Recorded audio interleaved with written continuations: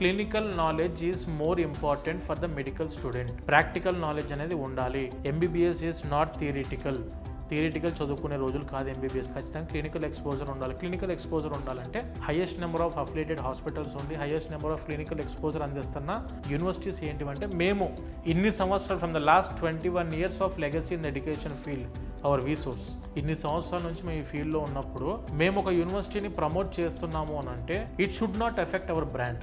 Correct. కాబట్టి మేము అన్ని యూనివర్సిటీస్ని వెరిఫై చేసి ఒక టీం మొత్తం ఫామ్ అయ్యి ఆ యూనివర్సిటీస్ ప్రాపర్గా ఉన్నాయో లేవో చెక్ చేసుకున్న తర్వాతనే పంపిస్తాం. అండ్ మన స్టూడెంట్స్ అందరు 12th class కంప్లీట్ అయిపోయిన స్టూడెంట్స్, టీనేజర్స్, వీళ్ళకి అబ్రాడ్ నాలెడ్జ్ లేదు. బయట కంట్రీస్కి వెళ్ళినప్పుడు ఎలా సెటిల్ అవ్వాలి, ఎలా ఉండాలి, ఎలా బిహేవ్ చేయాలి తెలియదు. కాబట్టి we have been established our own hostels there in Georgia.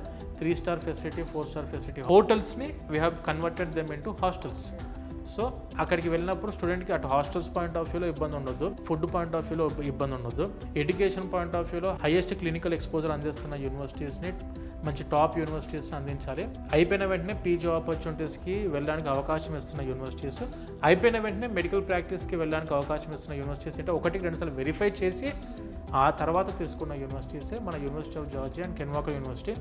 ఇవి చాలా సంవత్సరాల నుంచి చేస్తున్నాం. చాలా సంవత్సరాల నుంచి మన స్టూడెంట్స్ వెళ్తూనే ఉన్నారు. అవుట్ పాస్ అయిన స్టూడెంట్స్ చాలామంది ఉన్నారు. అంటే every one is satisfied with that universities and hour hostels and hour resource.